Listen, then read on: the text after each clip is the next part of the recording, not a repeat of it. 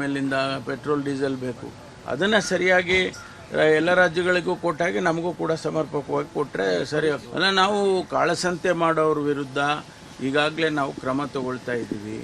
ಕೇಸಸ್ಸುಗಳು ಕೂಡ ರಿಜಿಸ್ಟರ್ ಮಾಡಿದ್ದಾರೆ. ಒಂದು ವೇಳೆ ಆ ರೀತಿ ಮಾಡಿದರೆ ಅವ್ರ ಮೇಲೆ ಖಂಡಿತವಾಗಿ ನಾವು ಕ್ರಮ ತಗೊಳ್ತೀವಿ. ಚೆನ್ನಾಗಿದೆ, ಎರಡು ಕ್ಷೇತ್ರದಲ್ಲಿ ನಾವು ಗೆದ್ದಿದ್ದೀವಿ, ಕಾಂಗ್ರೆಸ್ ಪಕ್ಷ ಗೆದ್ದಿಯುತ್ತೆ.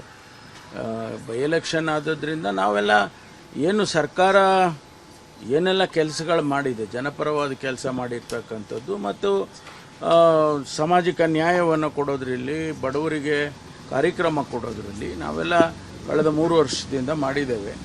ಅದರ ಫಲಿತಾಂಶ ನಾಳೆ ನಮಗೆ ಹಾಗೆ ಆಗುತ್ತೆ ಅನ್ನೋ ವಿಶ್ವಾಸ ಇದೆ. BJP ಅಂದರೆ ಈಗ ಯಾರು ಮಾಡಿದ್ದು, ಒಳ ಮೀಸಲಾತಿ ವಿಚಾರದಲ್ಲಿ ಗೊಂದಲ ಸೃಷ್ಟಿ ಮಾಡಿದ್ದು ಯಾರು? ಅದಕ್ಕಾಗಿ ಹೇಳಿದ್ದದು. ಸದಾಶಿವ ಆಯೋಗ ರಿಜೆಕ್ಟ್ ಮಾಡಿದ್ರು. ಆಮೇಲೆ ಇದು ಏನು ಡೆಲ್ಲಿಗೆ ಪರ್ಸೆಂಟೇಜು ಹಾಕಿ ಕಳಿಸ್ಬಿಟ್ರು. ಯಾವ ಆಧಾರದ ಮೇಲೆ ಪರ್ಸೆಂಟೇಜ್ ಹಾಕಿ ಕಳಿಸಿದ್ರು? ಆ ಗೊಂದಲದ ದೃಷ್ಟಿಯಿಂದ ಹೇಳಿದ್ದೇನೆ ಹೊರತು ಬೇರೆ ಏನು. ನಾವು ವಾಪಸ್ಸು ತಗೊಳ್ತೀವಿ ಅಥವಾ ಮಾಡೋದಿಲ್ಲ ಅಂತ ಏನಾರು ಹೇಳಿದೀವ? ನಾವು ಬದ್ಧವಾಗಿದ್ದೀವಪ್ಪ ಅಂತ ಹೇಳಿದ್ದೀವಿ. ಪ್ರಾಸೆಸ್ಸಲ್ಲಿ ಇದೆಯಾ ಅಲ್ವಾ? ಅದಕ್ಕೋಸ್ಕರ ಪ್ರೋಸೆಸ್ಸಲ್ಲಿರೋದ್ರಿಂದ ಪೋಸ್ಟ್ಪೋನ್ ಆಯಿತು.